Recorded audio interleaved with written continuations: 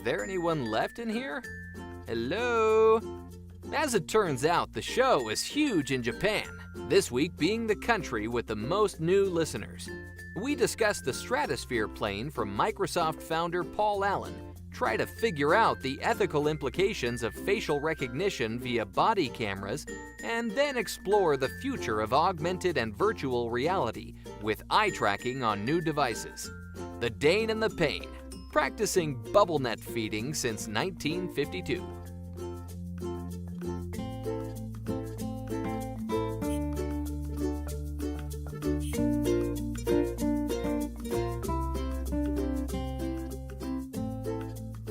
And you're listening to The Dane The Pain. It's another episode of the show that finds the mundane hilarious and revel in the misfortune of others. Hello, Joel. How are you going? Well, revel's a great word. I need to, you know what? I need to use that in a sentence tomorrow. I need to, I need to do that. I'm trying to think of You something need to today. revel in the fact you know a new word. Yeah, I know. Well, it's not a new word. I just don't. It's not a word that you hear much anymore.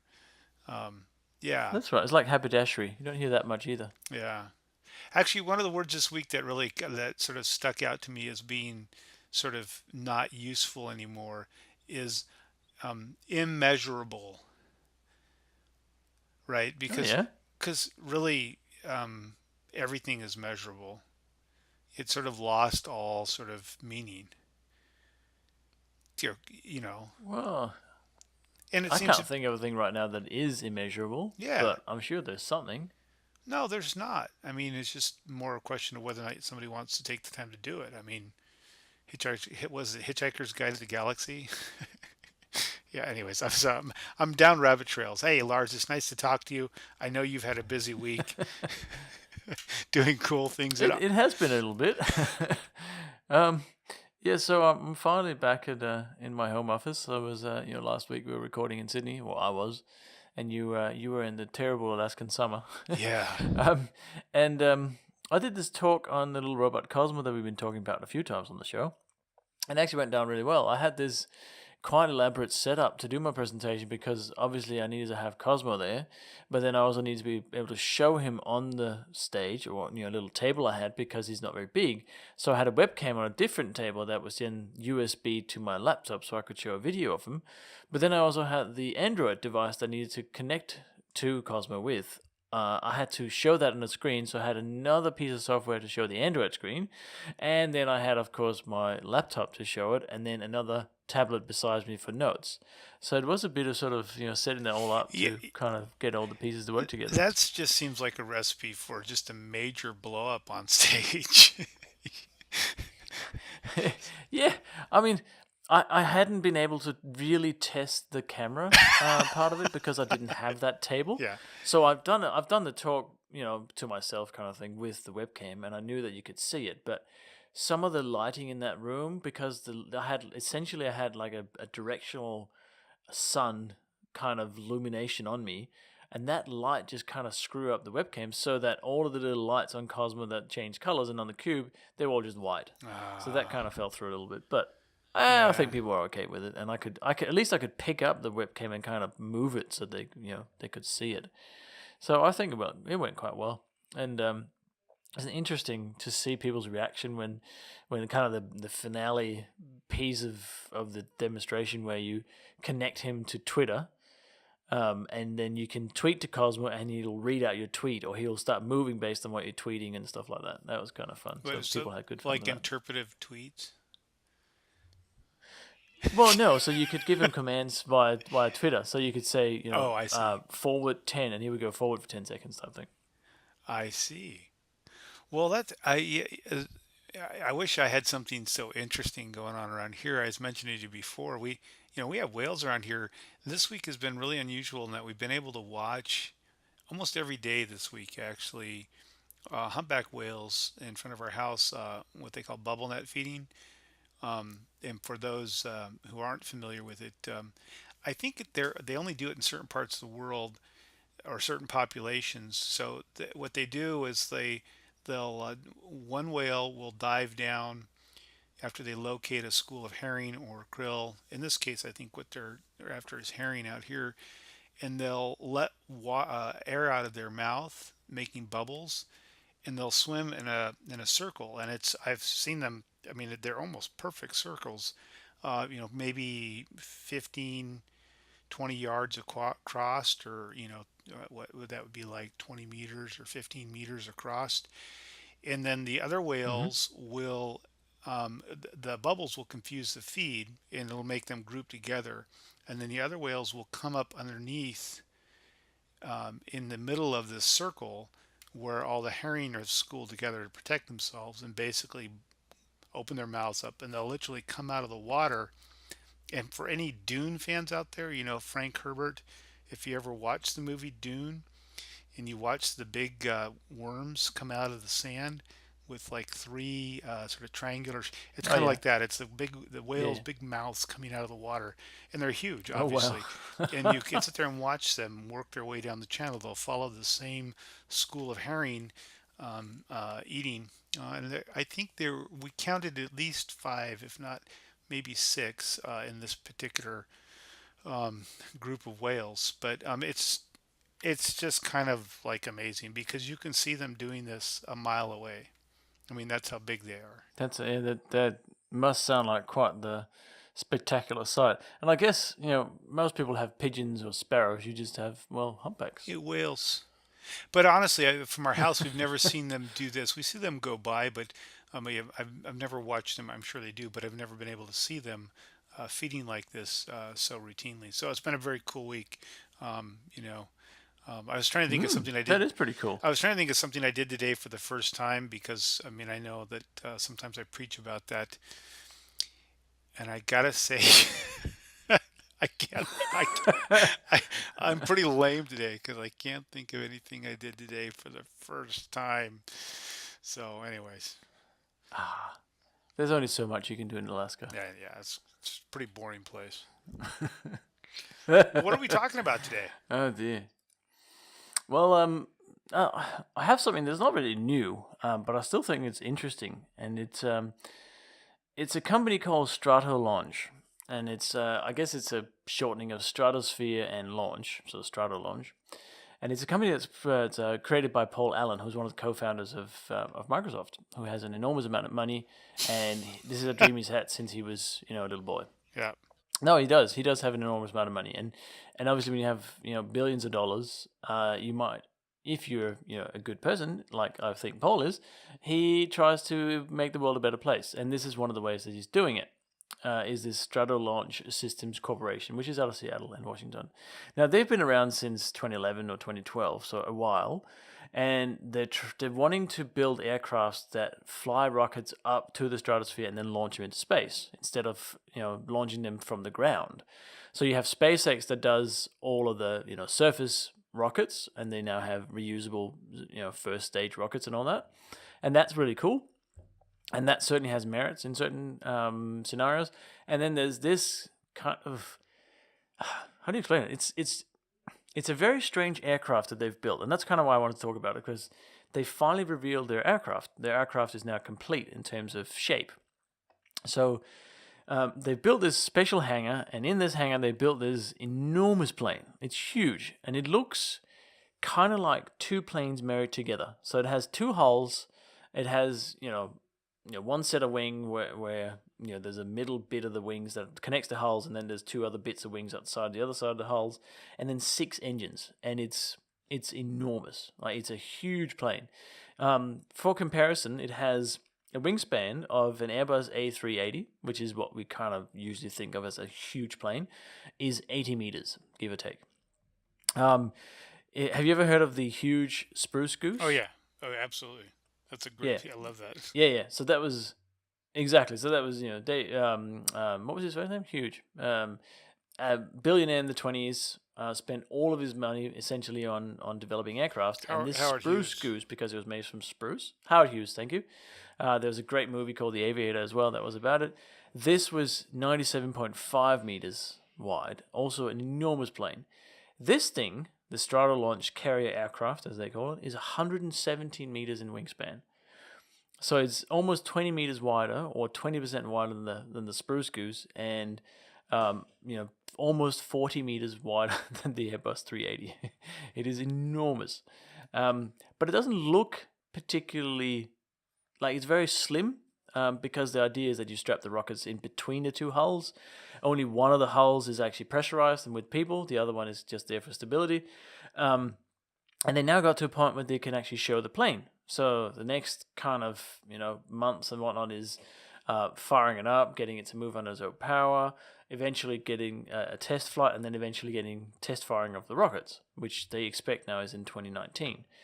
And I just found this really interesting. Yeah, It go on. kind of looks like a. It kind of, I was thinking. So when I was in Europe when I was younger, I was by an airfield where they had a glider club. And looking at it, if you take apart, I mean, if you throw out the size, it kind of just looks like a glider with two fuselages, and of course, it's got engines on the wings. But really, it kind of reminds me that it's the long, slender wing, the very thin fuselage, the large vertical and horizontal fins on the rear. But um, I'm just not sure. So, is the notion that this is going to be cheaper to launch into space, Oh yeah, absolutely. and Yeah, it's for because sure. you're not Because using as much you fuel? only well, there's that, but also that you can use this plane. I'm sure there'll be more of them if they succeed, which I would expect them to do. This plane will be replicated, right? There'll be more of them, and then the whole idea is that um, access to space becomes trivial. So that is not like if you want to launch something into space, if you want to have, say, a new telescope or a new satellite or a new vehicle going to Mars or a new vehicle going to the moon or whatever it might be that you want to launch into space, this is not the you're not going to have a barrier of actually getting it into space because it's going to be, relatively speaking, very, very approachable. I think that's where they're trying to head. So make the space travel trivial. Yeah, I Yeah, mean, but I think you're right. Yeah. it's kind of, well, it is kind of interesting, and I know I heard talk of it. I mean, I'm always just appreciated that Paul Allen rescued my Portland Trailblazers. Um, at some point in time, he bought them, so yes, I'm familiar with his billions. But I didn't realize that he was the only. I had heard about this, that he was the only person banking this. I mean, or bankrolling this, and it's Yes. interesting to me Yep. too that like all of these. I think this is probably what are the fifth or sixth different sort of specific kind of plane or flying sort of thing that we've talked about in the past year. Mm-hmm. And all of these, I mean, you'd think we've learned how to fly, but these are all sort of tackling new engineering issues. The first thing I saw when I saw this, actually, the second thing I thought was, Jesus, the amount of stress on that central wing. How do they engineer Yeah. that? Yeah. Yeah. I'm not. I'm not. I mean, I'm certainly not an engineer, and certainly not an aircraft engineer. But the whole point of this aircraft is to have that central wing where you can. Well, the mock-ups they have 3 rockets on it, so you can launch into space, right?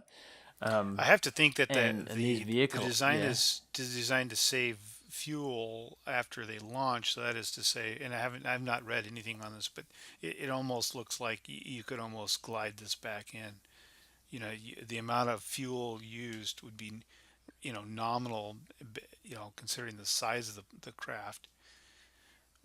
But I don't hmm know. hmm Yeah. I'm not sure. I mean, they estimate they're going to go to 35,000 feet, which is not particularly high up, No, it's not. and then they'll launch the rocket from there. That's about this. That's about where most commercial flights cruise at. That's right. Yep. Yep. Anyways. So they're not trying to fly super high, which means that the aircraft is probably going to be all right. I think the main problem with this is to get this kind of design working because it is unusual looking, and also being able to fire a rocket off, consistently into space. Yeah, you'd have to drop it, let it glide, and then be away, and then fire it up. I also think it's interesting. You mentioned the second cockpit being a dummy, and I'm thinking, oh, you know what? Why don't they Hmm just rent it out? You could put somebody like me in there, and I could just, I could pretend fly the plane. It'd be like, yeah, look at me. That's right. None of the switches work or anything. I don't Oh know. That'd be man. kind of cool. Ah, I yes, I yes, don't know. I Gil. may have Yes, it'll be told you cool. before, but I actually had the chance once to see um, in flight the SR-71 when I was in the Air Force, and so maybe another show I'll talk Hmm. about that Yeah, you that did. plane. Not many people have seen that plane, let alone seen it in flight. Well, you can't. It's yeah, not anymore. Yeah, Pew! they're Gone. they're all retired. But yeah, anyways, I'll save that for another show some other time. Sure, That's sure. very cool. Yeah, so it's another way that we're gonna approach space travel, or at least using space for something that will enhance the way that we do things, especially in science, I would imagine. Because this will mean that we can launch. They're saying each plane will do 6 to 10 missions a year. That's their aim, which doesn't sound like a lot, but it doesn't. But it's still a fair bit. If you have, if you think a commercial airline, if you only did 6 to 10 flights a year, that would be horrendously expensive. So hopefully that number will go up, but they got to start somewhere, I guess. Well, and I remember when they first started the shuttle program in the States, the notion was that they would be sending them up more frequently. And I would be curious, obviously it's probably not ever going to be a public figure, how much money he's sunk into this, versus versus something like, the space shuttle. Because really well, the space shuttle went into space.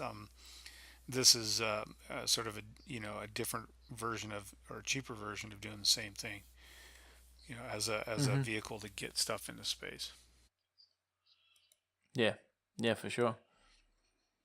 Yeah, so that's very exciting. I think it's worth keeping an eye on this. And as you said, there's been many other types of aircraft that have been attempting, similar things. But I think this is actually going to have really good legs, just like SpaceX. They got to a point now where they're so far ahead in the development of these aircraft that if they have enough money, essentially, they will succeed. So yeah, you mentioned Howard Hughes and the Spruce Goose, and that plane was made with materials, I believe, from Southeast Alaska, because we have a lot of old growth spruce trees here. Also, I always thought it was interesting that he actually made that thing fly for a little bit, just I know, just it's amazing. just to prove that it would. Uh, what an interesting character. Kind of Yeah, yeah. I mean, kind of ahead of his time as far as eccentrics go. But oh, very anyway, much so, very much so. Yeah, well, that couldn't be I the thought it was very coolest thing interesting. out there right now, is it? Well, you found another story, which is, I mean, you're gonna have to explain this, but it's essentially facial recognition for body cameras.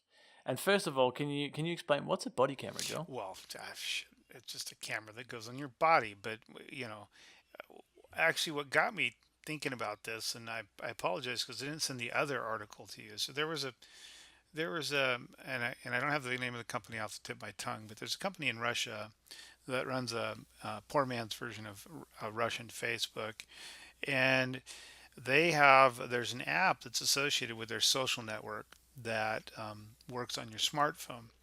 And what it does is that if you're in the subway and you saw a cute girl or cute guy, or someone who you thought was a creep, you can simply point your phone at them and gather an image.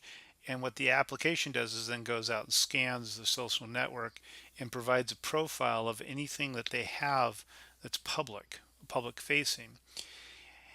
And Wow.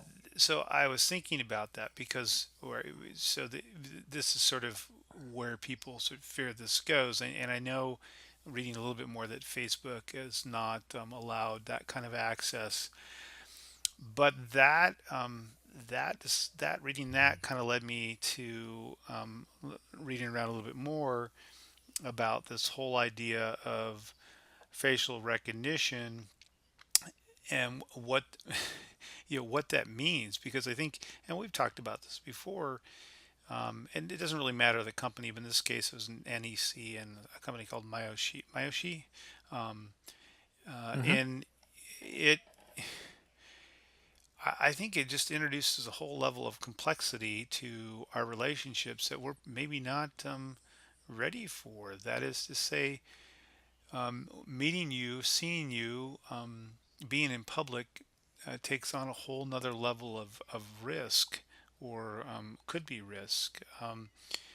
You know, and I guess if you're someone who doesn't have anything to hide, and maybe most of us don't, it shouldn't bug you. But the notion that people are scanning your face and saving that information is in essence, sort of like getting your fingerprints,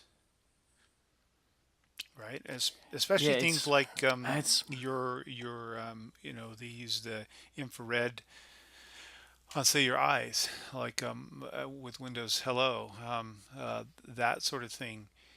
Uh, hmm that information, if you think about it, should, to me, is something that I should have to give permission for you to have or Yeah, share. you think so. I mean, this article that you found, obviously, they say, well, we're going to use it for, border security, homeland security, that sort of stuff. So when you go through the airport, and you go through passport control or quarantine or whatever it might be, then you will be scanned. Which is, if you don't want that to happen, then don't travel to that country.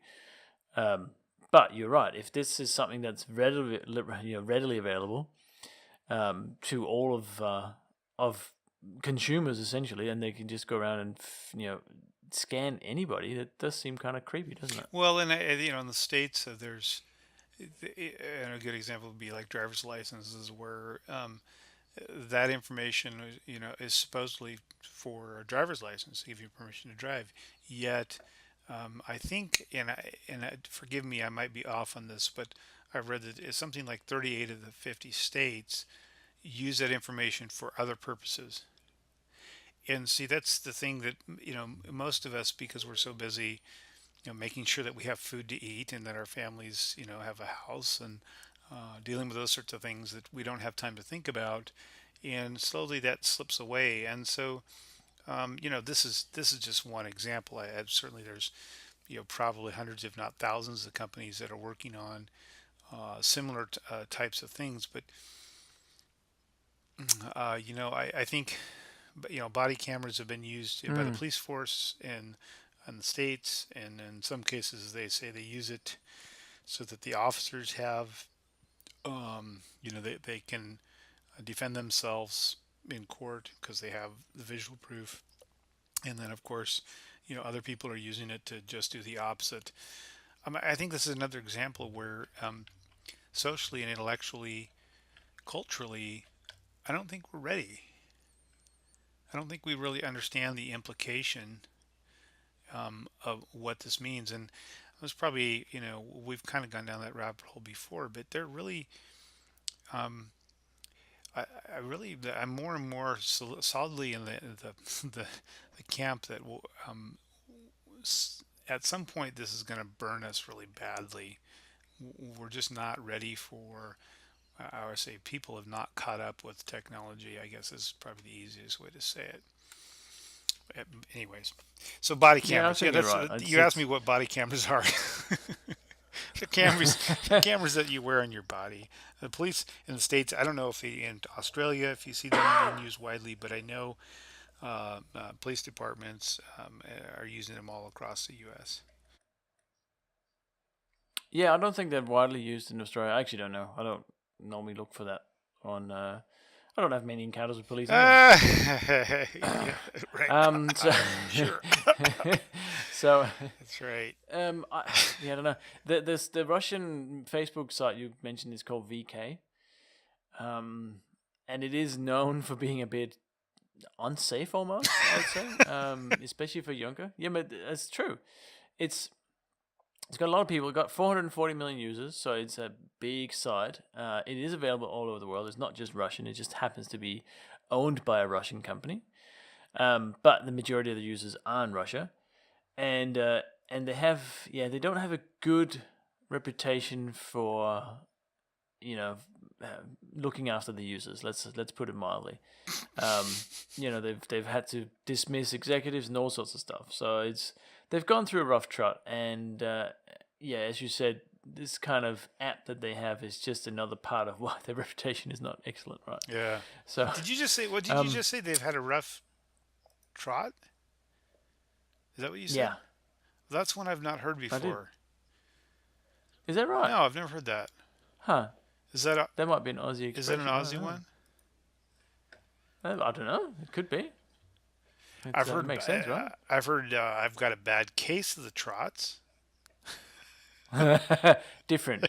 Okay, a Different altogether. different kind of trot. Okay, Yes. sorry. Uh, yeah, you don't All want that right, on the body camera. right into So the ditch, but to the we potty humor. straight there, right to the gutter. So I don't know. I don't know what to think of it. It's kind of like we need to have the ethical part of this sorted out because it quickly gets out of hand if you start having automatic facial recognition of everybody. Everybody's can just get everybody's whereabouts, which I don't think that's right. Well, and I mean, you think about. I don't know. I mean, if you're a business, what if you? I mean, it's a pretty easy way to keep track of the ethnic, sex, all those sorts of things. Actually, you could even, foot traffic, all those things that you might be able to gather other ways. But I mean, it would just sort of be taken to a whole nother level with this sort of Mm-hmm. technology. And also, as a business, if you're requiring employees to do this, where are the boundaries to personal space and personal right to privacy, um, which doesn't seem to be, really even considered when they talk about this. They don't seem to address it. And maybe it's because I come from a healthcare background that I care about those things, Yeah, or maybe not. Maybe other people feel the same way. yeah. It makes me think of a story. So a friend of mine runs a consultancy as well, and got this gig essentially of using the Xbox Kinect to monitor people in a clothing store. Right, so you go in and you can, because it's so accurate with the Xbox One, the Kinect there, you could actually monitor where people were, for how long they were there. You can track people's hand movements and everything, and then you could see if they stopped at checkout, if they bought anything, and what they bought. And even without knowing who they are, you could track people. And and this friend of mine just kind of went, I'm just gonna leave this one alone. This is just too risky. There's too many unknown privacy issues here that I'm just gonna not bother. And I think that's kind of, they're crossing that line to some extent and trying to find obviously a good course for it, but it'll filter into everybody else's industry as well. Yeah, I'm surprised that places like jails or something like that, anywhere where you have to track. Well, a good example might be, well, you could do this with IoT devices, but in animal husbandry and raising livestock and keeping track of your livestock, because animals have faces too. Um, there's Mm-hmm. no reason why this wouldn't work, say with say chickens or or Yeah. cows or sheep. It'd be a great way to keep track of them, and we'll see if they were smiling in the morning when they were eating. I don't know. Yeah, I don't know either. Sorry. uh, Trying to think of a responsible use.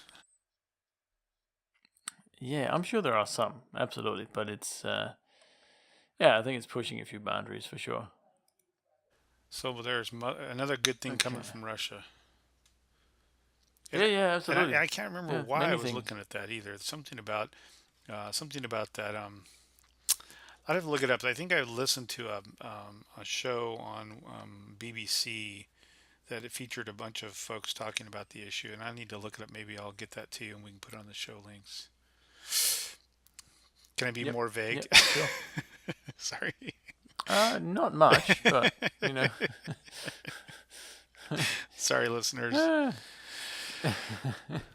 And we're blabbering again. Yes. Now, I want to change gears a little bit, or at least focus. So another HoloLens developer, who's quite prolific. He's done some really cool stuff. He's won some awards and everything. His name is Lucas Risotto, Rizzotto, and he does really cool stuff. He's very, very active in the HoloLens community, and he wrote this really cool article that caught my eye. Haha, no pun intended, as you'll see in a minute, about eye tracking. And You know, He's trying to explain your why we humor want is eye tracking, legendary, right? Lars. Your humor is I legendary. know.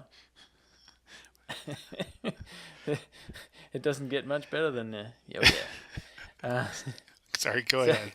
so so he's trying to kind of analyze why we need eye tracking on VR and AR headsets, and because many people, because of the way the Hololens works, and that you move your head to essentially look at things, people think that the Hololens is tracking your eyes, and it's not. It's not tracking eye movement.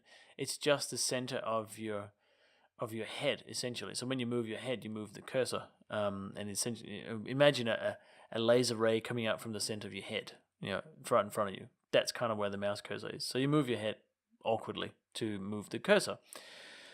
And he's saying there's all these good things that if we had eye tracking, which there are signs that there will be because there's certain patents been lodged with eye tracking in mind. I still think we're a few years away from it. But something like I'll just go through some of these points that he's making because I think it's important when we talk about AR, VR, and where it's going.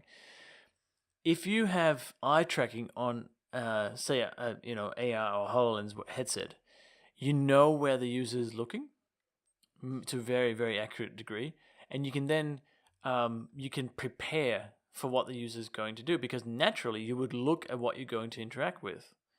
So you get this much better user experience and much better performance essentially because you have this user focus that guides your app to where the user is going to go next. Which again means that you're going to design your user interfaces differently as well. Because right now, in HoloLens in particular, and VR as well, you use sound a lot to guide the user. So you get them to say, "Hey, look over here," because there's a sound over here. You get people to move their head. Something like eye tracking would mean that you can get people to move their eyes instead and get them to follow something in the experience, which could be very interesting. I'm not sure how that's going to work out, but this is kind of an interesting way of designing user interfaces. We could have much better analytics. What are you actually looking at? Are there parts of your app that you're never going to use? Are users just not caring about them? You can track something like pupil expansion and all these sort of things of emotion might be better, an easier way of engaging your users. There's just a whole bunch of stuff that is really quite interesting. We'll obviously post a link to this article. I'm not going to go through all of it, but it's just a very interesting take on where this could be going. Well, I was reading through the Medium post, and I love his Mm-hmm. last name because I don't know if you've ever had risotto before, but it's quite I have. possibly it's difficult to make well, and when it is done well, it's wonderful. That now, all of that being said, I thought it's interesting, sort of the predictive um, nature of your gaze, your pupil dilation, all those things waiting together. One of the things that I didn't see in there is the ability. Well, I think would be important would be the ability um, for whatever that device or measuring mechanism is to learn and sort of study you back.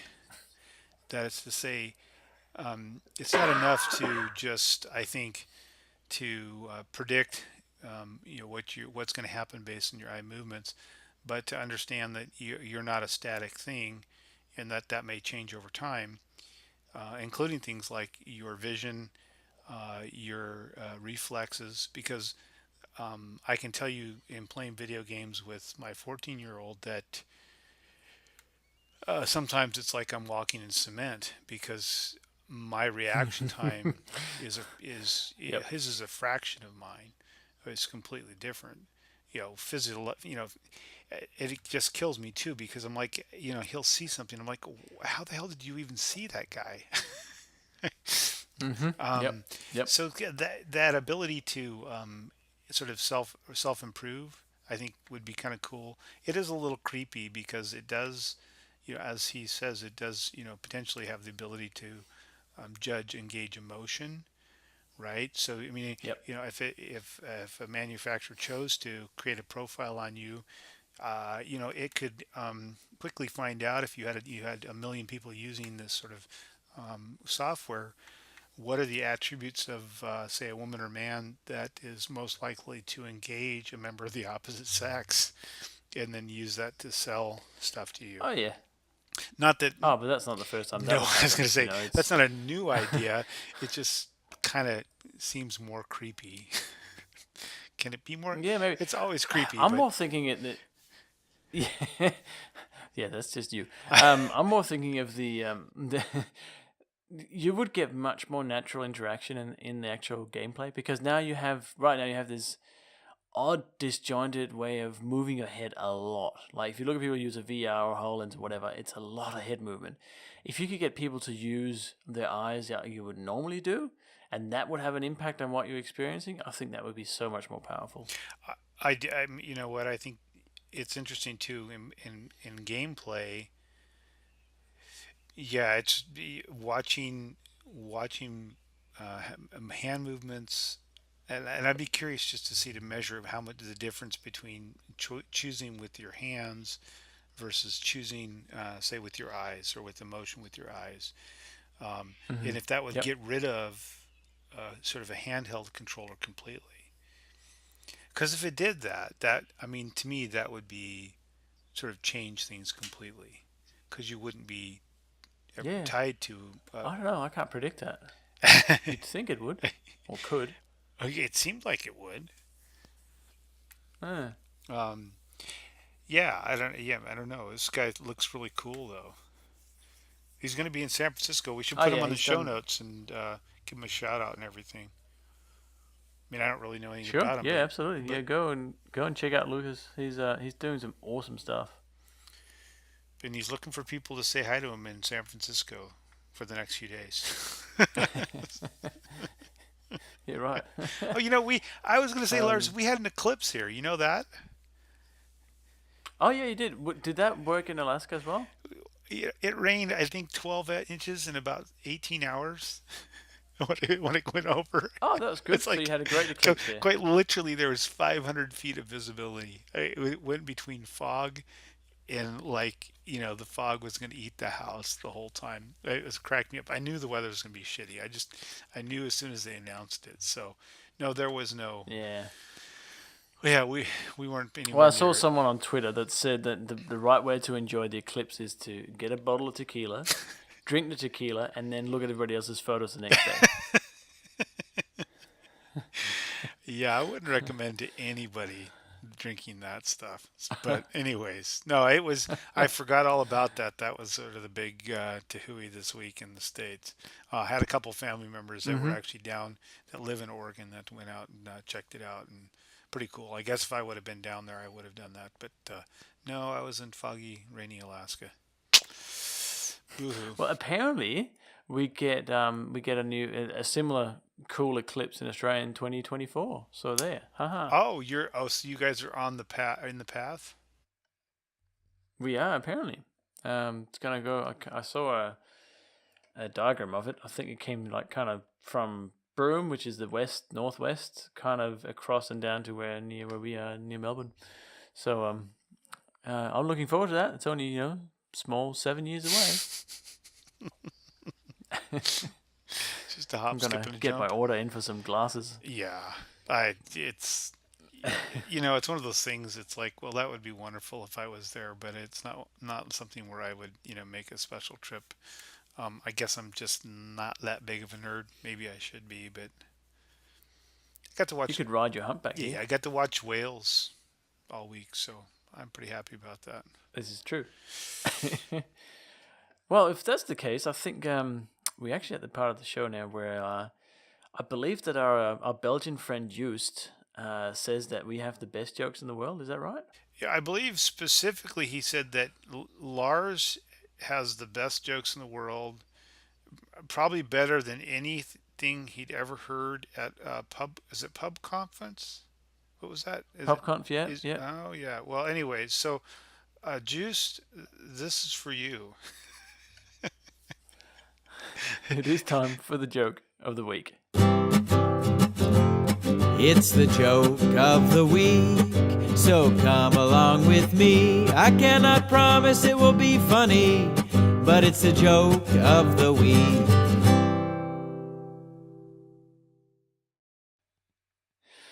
All right. So do you know what an astronaut's favorite place is on a computer? I have not got a clue. The space bar.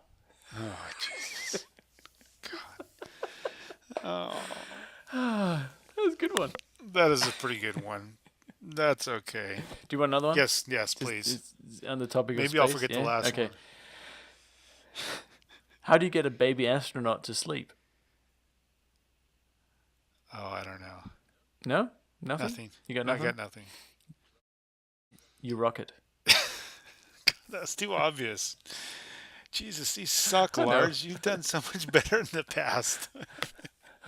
Oh, that's Did not you? very fair. Well, no. You must have used. You probably used all your good material when you're talking earlier this week. So I get it. It's okay. We can't always be a rock star, right? All right. I'll find a great one for next week. No, All that's right. a good one. I'll find a great one. Aim high. I know. Do you know we only two? What's that? But do you know we only 2 episodes away from episode 50? Yeah, that's kind of depressing. It's like 50. No, it's fantastic. And It's more and the fingers funny than thing I've is got. that we still have a growing number of people listening to us, or it's just you downloading the same one. No, over and over hey again. I'm Lars, not sure. I pointed out. I mean, we're huge in Japan. This is We true. are. This is We're true. rock stars. Yeah. We also had a single listener in Paraguay, I believe. So thanks, Paraguayan listener. That's right. Whoever you are, we Yes, acknowledge exactly. and appreciate your attendance. Hey, check us out on Facebook, YouTube, Twitter. Lars speaks everywhere in the world all the time. So if you're on one of the major continents, you'll probably run into him at some point. Check him out, and we'll see you next week. Join our fan club as well. Become a delinquent or whatever it is, and we'll send you an email with whenever the new show comes out. And who knows, in the future we might have other news coming up as well. Who knows? Other exciting things. Until then, Exactly. God, bugs in my face. Damn it. All right. Good night, Raj. See you, Bugface.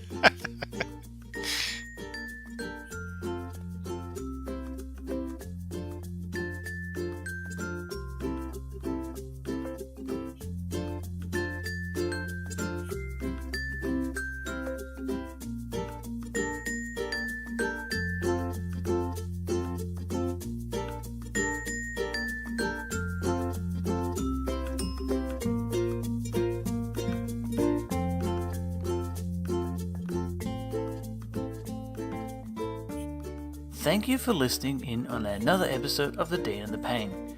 We record across the Pacific, across hemispheres, and across time zones. You can find us on www.daneandthepain.com. Our Twitter handle is Dane_Pain, and we are the Dane and the Pain on YouTube and Facebook.